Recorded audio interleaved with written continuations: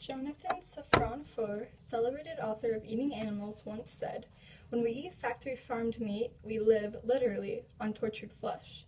Increasingly, that tortured flesh is becoming our own." The entirety of the fast food industries in the United States practice the systematic approach of factory farming, defined as the process of rearing livestock using intensive methods to diminish the costs of propagating animals while expanding total profits. Although these routines seem financially lucrative and reduces the overall space that the stock occupy, factory animals are being tortured in the farm's inhumane conditions, and billions of animals suffer cruel deaths, while the surviving contract diseases and infections awaiting their final journey to the slaughterhouse. Factory farms are the leading cause of animal abuse in the United States, and fast food prices may rise, but this torment must be banned. How can an industry that is responsible for 97% of the 10 billion animals abused each year be condoned? Well, fast foods are convenient, cheap, and consistent. Convenience is the most contributing factor to why the industry is so popular. Every corner you turn, large flashy signs welcoming hungry customers are visible, so much that America is known as the fast food nation. The greasy food accommodates people of all kinds, those rushing to work in the mornings, craving a quick snack in the afternoon, or individuals who simply do not like cooking or spending a fortune going out to dinner. The quick and family-friendly atmosphere also provides busy parents with children demanding food instantaneously a break with playgrounds and game centers within. Furthermore, most drive-thrus are open 24 hours a day, supplying anyone on the go with a meal. Another contribution to the mass attraction of fast food restaurants are the low costs. Many families believe that fast foods are their only option because not only is it cheap, but coupons, bulk deals, and dollar menus are offered. An abundance of food for bargain prices is ideal for low-income families or even families looking to save a bit of money. It is comforting to know that you can give your child $5 and know that they can afford something to eat. It is about 3 times more expensive to eat healthy and homemade meals than to grab fast food, and synchronously, natural food prices are rising while fast food prices are declining. Cooking at home consists of pots, pans, plates, utensils, ingredients, condiments, spices, oils, refrigerators, electricity, and of course, time that cannot be made up. These are all luxuries that not everyone can afford. Additionally, the exact same recipes and preparation strategies provide consistency. People tend to make choices based on what they are comfortable with, which makes fast food an easy decision. While traveling or in foreign places, you will know exactly what you are eating and have a piece of home with you. If you order a number 7 at Wendy's in America, it will most likely be the same in Europe or Asia.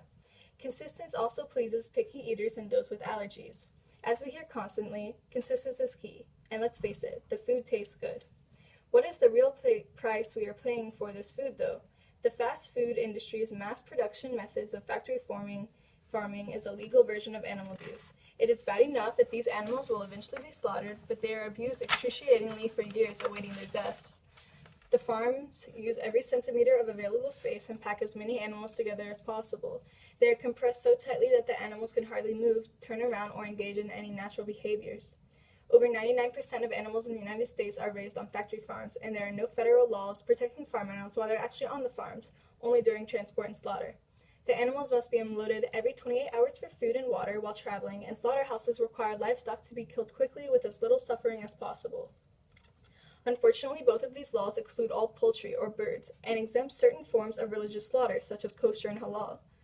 These farms include all types of animals, but most abundant are pigs, cows, and chickens. Pigs are very intelligent, sociable animals, and are even viewed as sacred in some places, such as ancient Egypt and the Celt culture. Tragically, in the pork industry, the loving animals are treated with pure brutality. Mother pigs, who are only tolerated to give birth, are confined and locked inside gestation crates, which are metal cages usually smaller than the sow herself, for their entire lives, not just their pregnancies. Once they are unfit to produce offspring, the mothers are sent to the slaughterhouses. The runts of the litter, or the pigs that do not meet size requirements, are slammed to the ground and left to die, and even punted like footballs across the barns by workers. There have been reports of workers ripping off the pigs' testicles and tails, gouging their eye sockets, beating them with heavy boards, throwing bowling balls at their heads, and other various ways of tortures to herd the pigs. The surviving pigs are also often fed the carcasses of dead piglets and garbage. Cows are one of the most complex animals in relation to humans. They are very similar to us and share many of the same emotions. They even have best friends. Cows are happy, loving, curious, adventurous, and surprisingly gentle. Like all mammals, cows only produce milk when they are pregnant. Baby calves are taken away from their mothers within 1 day of birth so the mother's milk can be harvested. These cows are hooked up to electrical milking machines that are extremely painful to their sensitive udders. Male bulls do not produce milk and are chained by the neck inside insufficiently sized wooden boxes to await being slaughtered for veal and beef. After dairy cars are spent or worn out from their pregnancies, they are also killed while their daughter calves replace them. Moreover, cows are dragged by their legs and necks with heavy chains attached to tractors. Their budding horns are burned out of their skulls, tails are chopped off, and workers brag about stabbing, dragging, shooting, breaking, and beating cows and calves to death.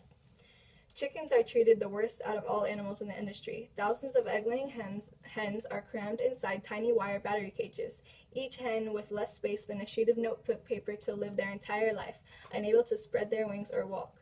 Workers cut off the chickens' beaks, and adorable, innocent baby chicks have their heads smashed and are shoved into massive bags to suffocate, suffering slowly until their death.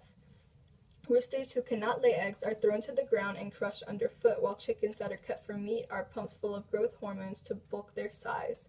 These chickens grow so large that they cannot support their weight and usually break their own legs, which makes it difficult to obtain the little amounts of food and water they are given to share with all the other birds. When it is time to slaughter, the chickens are grabbed by their legs, wings, or necks and shoved into transport crates. At the slaughterhouse, they are shackled upside down, charged with bolts of electricity, and have their throats slit open, often while still conscious. The conditions in factory farming warehouses are so unsanitary and unkempt that the animals quickly become diseased and infected.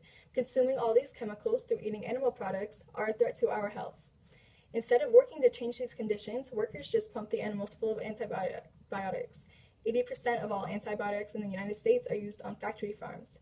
Growth hormones are also another dangerous factor and are used to increase the animal's size and desired yield.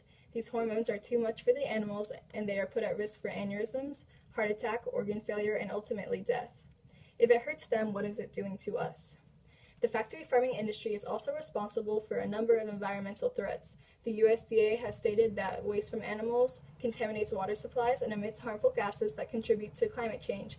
As mentioned above, out of all the antibiotics fed to animals, 75% of them end up undigested in their waste. This runs through food, crops, plantations, rivers, and streams, and can end up being ingested by humans. Through transportation, fertilizers, and energy usage in general to run these factories, about 5.5 gallons of fossil fuels are used per acre. The average farm in the United States is 400 acres, which adds up to 2,200 total gallons of fossil fuels being wasted. Overall, factory farming is killing our environment through air and water pollution, deforestation, and the diminishing of fossil fuels. Despite the luxury of cheap and readily available foods, factory farms promote animal abuse while also threatening and destroying our ecosystem, all for profit. How much longer are we going to let helpless, innocent animals be tortured this way? With over 9 billion deaths a year in the United States and 56 billion worldwide, these industries need to be banned. Something needs to change, and change starts with you. Visit www.peta.org for tips on how to donate to abused animals, eat cruelty-free products, and boycott fast foods. Join the fight against animal abuse.